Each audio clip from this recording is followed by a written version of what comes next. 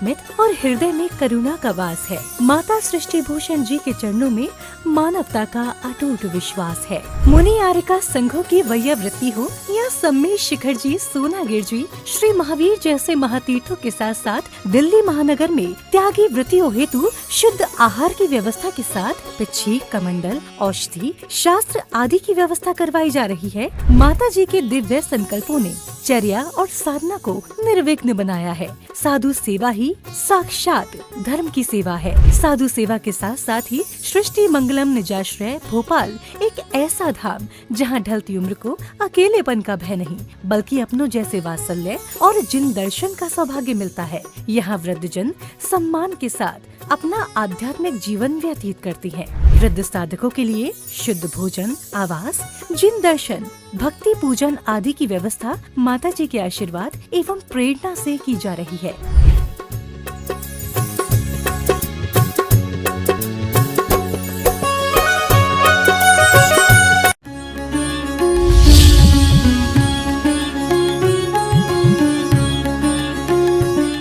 एक आदमी भगवान के सामने वरदान मांगने गया और कहने लगा, मेरा मकान बनवा दो, मेरी दुकान खुलवा दो, मेरे बच्चे की शादी करा दो, और एक कुआं नहीं है घर में, कुआं खुदवा दो।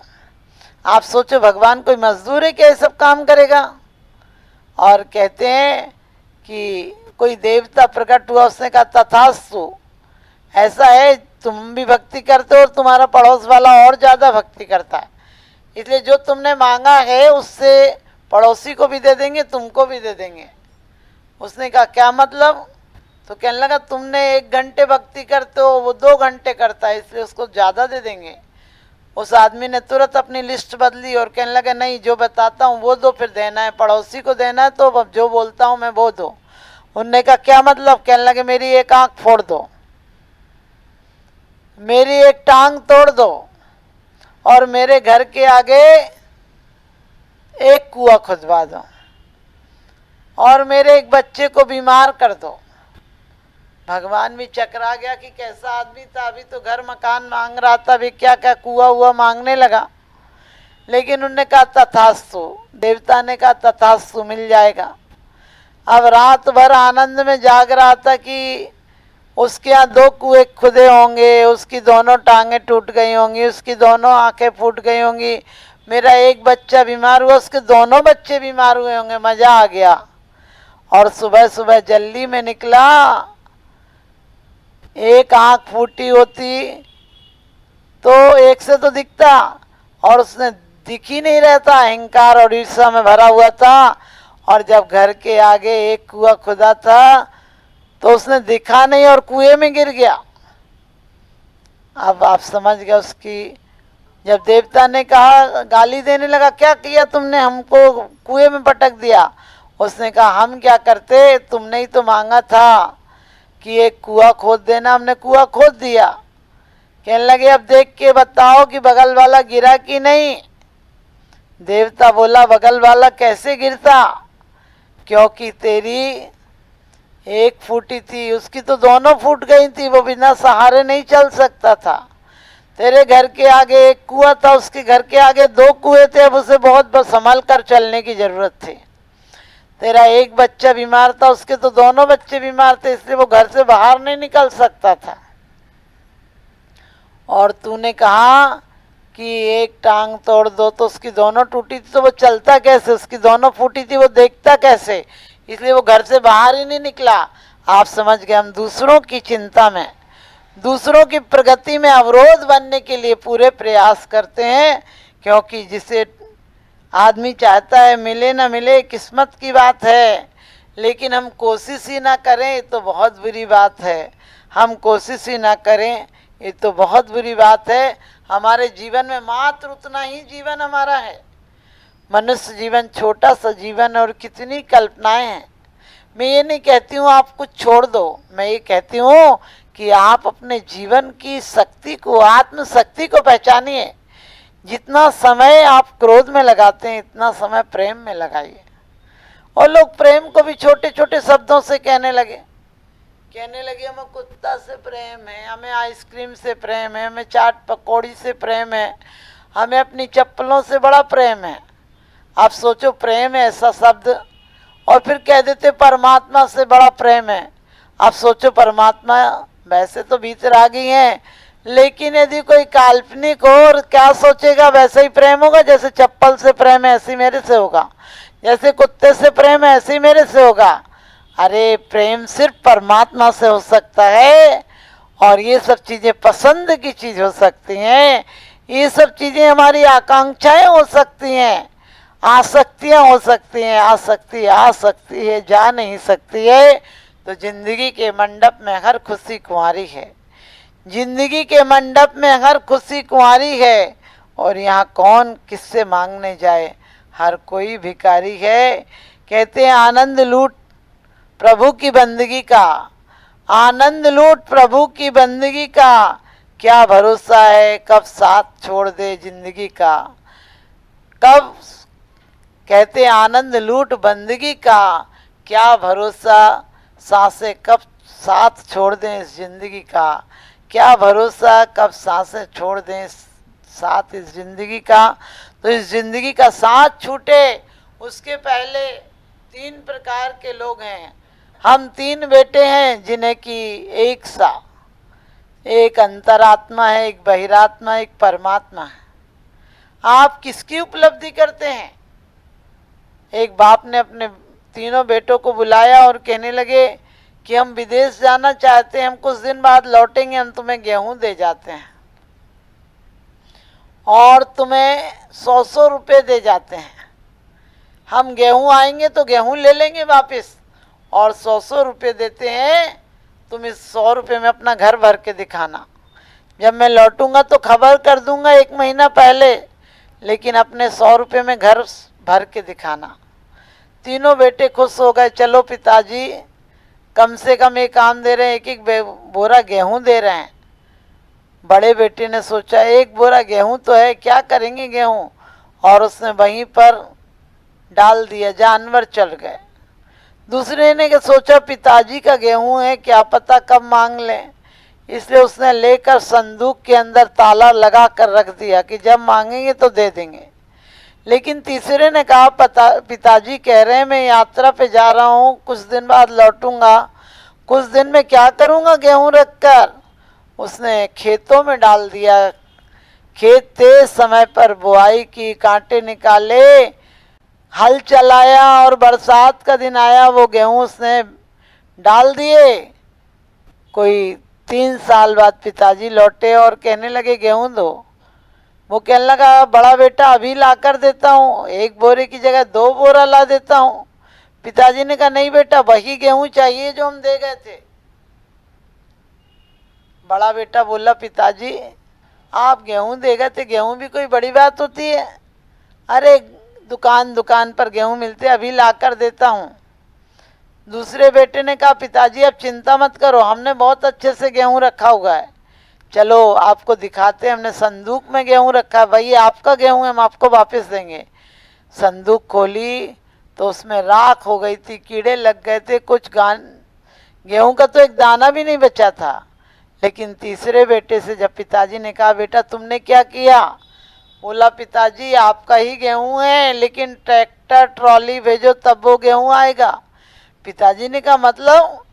कहने लगे पिताजी समय था, आप बाहर गए थे, इसलिए मैंने वो बुआई जुताई करके गेहूं खेतों में डाल दिया था, और कोई इतने दिन हो गए हैं कि अब वो 1 बोरी गेहूं नहीं, वो करोड़ों बोरी गेहूं हो गया है। और पिताजी ने कहा वाह धन्यवाद बेटा, तू ही सच्चा बेटा निकला, लेकिन ये बताओ तुम लोगों ने 100-100 रुपये में क्या किया। अब बड़ा बेटा फिर बोला पिताजी इनके घर तो खाली हैं, हमारे घर चलकर देखो पूरा घर हमने भर दिया है। और पिताजी बड़े वाले के यहाँ गए तो उसने क्या किया था कि उसने घर को तो भरा था, लेकिन उसने सोचा 100 रुपये में क्या आएगा। किसी नगर पालिका वाले से बात की कि तू जो कचरा उठाता वो मेरे घर में रख देना। और कहते कचड़े से दुर्गंध से पिताजी, घर तो घर, बाहर गली तक में दुर्गंध आ रही थी। पिताजी लौट आए, दूसरे से कहा तूने क्या किया 100 रुपये का। कहने लगा मैं यही सोचता रहा कि क्या करूं, 100 रुपये में क्या होता है, आज महंगी का ज़माना है, क्या आता है। और मुझे तो बीमारी और हो गई, डिप्रेशन की बीमारी हो गई, क्या करूं, इसलिए मैंने कुछ नहीं किया। वो 100 के 100 रुपये रखे हैं। लेकिन जब तीसरे के पास गया, पिताजी ने पूछा तुमने क्या किया 100 रुपये का। वो कहने लगा मैंने भी कुछ करा है, मैंने भी कुछ भरा है, आप चल कर देख लीजिए मेरे घर को। और उसने 100 रुपये में कुछ गेवरी आदि लाया था जिससे पुताई कर ली उसने, और अगरबत्ती और दीपक लाया था। कुछ संगत वालों को बुलाने के लिए उस दिन खाना किया था। कुछ लोग भजन गा रहे थे, आनंद का माहौल था, दीप जल रहे थे, पुताई हो गई थी, घर साफ सुथरा पड़ा था। और कहते हैं कि आरती के गीत गाए जा रहे थे, वहाँ तो ऐसा लग रहा था जो साक्षात मंदिर हो। और कहते पिताजी खुश हो गए कि बेटा वास्तव में तू ही सच्चा बेटा मेरे उत्तराधिकारी निकला, जिसने कि छोटी सी संपत्ति को विकास में लगाया, सृजन में लगाया, उत्थान में लगाया और लोगों को आनंद कारण में लगाया। लोग जो आ रहे हैं वही कह रहे हैं घर मंदिर हो गया, जाने का मन नहीं करता है। ध्यान रखना, इसी प्रकार से हमें आपको जिंदगी मिली है। कुछ होते हैं इसे कचड़े से भर लेते, चिंता से भर लेते हैं, ईर्षा छल कपट के कचड़े से भर लेते हैं, स्वयं भी बदबू से मरते हैं, अंदर जाने की हिम्मत नहीं करते हैं, और दूसरे लोग भी उसकी बदबू से दूषित हो जाते हैं, उसके दुष्व्यवहार रूपी दुर्व्यवहार रूपी दुर्गंध से विचलित हो जाते हैं। और कुछ होते हैं जो चिंता में अब क्या करें, इतना सा जीवन है, कैसे करें, क्या करें, क्या नहीं करें, कौन सा व्यापार करें, कौन से कहाँ सेटल हों, इसके चक्कर में मर जाते हैं। लेकिन कुछ लोग महावीर बुद्ध की तरह होते हैं जो आत्म संपत्ति मिली है उसे सृजन में लगा देते हैं, उसे विकास में लगा देते हैं, उसे प्रकाश में लगा देते हैं और उससे जीवन को संगीत बनाने में लगा देते हैं। तो आप सब भी अपने जीवन को संगीतमय बनाइए और मात्र सम्यक दर्शन के शब्द तत्वों से, शब्दों से मत, सिद्धांतों से मत, आत्म ज्ञान से सीखिए और इस जीवन को मंगलमय बनाएं। आप सब, आप मंगल पर जाएं या नहीं जाएं, जीवन को मंगल बनाएं तो आप जहाँ रहेंगे वही मंगलाचरण हो जाएगा। हम और आप सब अपने जीवन का मंगलाचरण करें, मात्र चत्तारी मंगलम पढ़े नहीं लेकिन मंगलाचरण करें। मेरा यही आप सबको सुभाषिष। जो बड़े गर्व से कहते हैं, जो बड़े गर्व से कहते हैं हम पहुँचे चांद सितारों तक, जो बड़े गर्व से कहते हैं हम पहुँचे चांद सितारों तक, जो अभी शांति संदेश छोड़कर आए नव के द्वारों तक, वे हमें बताएं कि सचमुच कितने स्नेह से भूखे हैं जो चांद सितारों तक पहुँचे, जो चांद सितारों तक पहुँचे, भाई के हृदय छूते हैं, भाई के हृदय छूते हैं। आदमी चांद पर जाने लगा है, आदमी चांद पर आने लगा है, ना जाने कब मिटेगा, ना जाने कब मिटेगा ये देश, क्योंकि आज का आदमी आदमी को देखकर गुर्राने लगा है, आज का आदमी आदमी को देखकर गुर्राने लगा है। वास्तव में आज का आदमी खुखार हो गया है, आज का आदमी स्वतंत्र नहीं स्वच्छंद हुआ है। आज का आदमी रोज 26 जनवरी हर साल मना लेता है, गणतंत्र दिवस मना लेता है, आदमी स्वतंत्रता दिवस मना लेता है, लेकिन न संविधान पूरा हुआ और न स्वतंत्रता आई, क्योंकि संविधान वो है जो हमारे व्यवधानों को मिटा दे। संविधान वो बनना चाहिए, गणतंत्र दिवस मनाना जब सार्थक होगा जब वास्तव में हमारे भारत के हित में कुछ कार्य हो, जब हमारे भारत के हित में कुछ उसूल बने। आज हमारे भारत के हित में कोई सिद्धांत नहीं बन रहा है, कोई उसूल नहीं बन रहा है। बस इतना फर्क हुआ है, गोरे अंग्रेजों की सत्ता से काले अंग्रेजों के हाथ में आ गए। आज आदमी स्वतंत्रता के नाम पर कहते हैं कि स्वच्छंद हो गया है। आज वास्तव में हमारा संविधान जो होना चाहिए था, हमने इतनी लंबी लड़ाई लड़ी, हमने लाखों लोगों को खोया है इस देश को सुंदर, स्वतंत्र और सुखी बनाने के लिए। आत्मनिर्भर बनाने के लिए। लेकिन सच पूछो, हमने गणतंत्र बनाया, लेकिन वही संविधान जो अंग्रेजों ने बनाए थे, जो एक्ट बनाए थे, वही एक्ट आज भी हमारे यहाँ चल रहे हैं। थोड़ा सा संशोधन हुआ, 11 महीना कुछ दिनों में हमारा संविधान बना और पूरे देश के सबसे बड़े संविधानों में भारत का संविधान गिना जाता है। आप सोच सकते हैं कि संविधान यदि भारत के हित में बना होता, ये संविधान भारत के हित में बना होता, तो आज भारत कुछ और से और हुआ होता। हमारे नेता, हमारे शहीद लोग, जिन लोगों ने शादियां तक नहीं की, जिनके घर पर गरीबी थी, या कहें वो भी आपकी तरह से शान शौकत में जी सकते थे, लेकिन उन लोगों ने सिर्फ इसलिए कि हमारा देश आज़ाद हो, हमारे देश की शालीनता, स्वतंत्रता और देश शान से हम कह सके कि हम भारत वाले हैं। हमें ये पढ़ाया जाता है कि अंग्रेजों के आने के पहले हम गरीब थे, हम निर्धन थे, हमारे यहाँ कोई विकास नहीं था। हजारों साल का इतिहास उठाकर देखो, हमने आयात नहीं किया, हमने निर्यात किया है। चाहे कपास हो और चाहे कहते हैं इस्पात हो और चाहे औषधियां हो, भारत से हमने हमेशा भेजा है।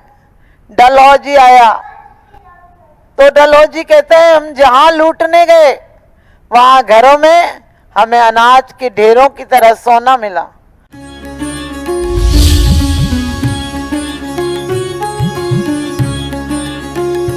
जहाँ करुणा का सागर उमड़ता है, वहीं मानवता मुस्कुराती है। परम पूज्य वात्सल्य की प्रतिमूर्ति आर्यका रत्न 105 श्री सृष्टि भूषण माता जी के मंगल आशीर्वाद से समाज की होनहार प्रतिभाओं को जीवन के उत्थान का संबल मिल रहा है। स्याद्वाद बाल संस्कार विद्यालय ललितपुर द्वारा आर्थिक अभावों की बेड़ियों को तोड़कर होनहार बच्चों को निःशुल्क शिक्षा और जीवन जीने की कला सिखाई जा रही है। आपकी एक छोटी सी आहुति किसी बालक के भविष्य का सूर्योदय बन सकती है। इसके साथ ही चोटिल शरीर, गहरे घायल अंग और भूख से कांपती ये बेजुबान जिंदगियां आखिर कब तक सहेंगी ये असहनीय पीड़ा। सृष्टि मंगलम सेवा समिति विभिन्न क्षेत्रों में गौशालाओं के माध्यम से उन गायों की देखभाल कर रही है जिन्हें मदद की सबसे ज्यादा जरूरत है। हमारा हर पल समर्पित है इनके उपचार के लिए, इनके जख्मों पर मरहम लगाने के लिए और उन्हें एक सुरक्षित आश्रय देने के लिए, क्योंकि हर जीवन अनमोल है और करुणा ही हमारी असली पहचान है। सृष्टि मंगलम सेवा समिति, सेवा ही संतोष, करुणा ही कर्म।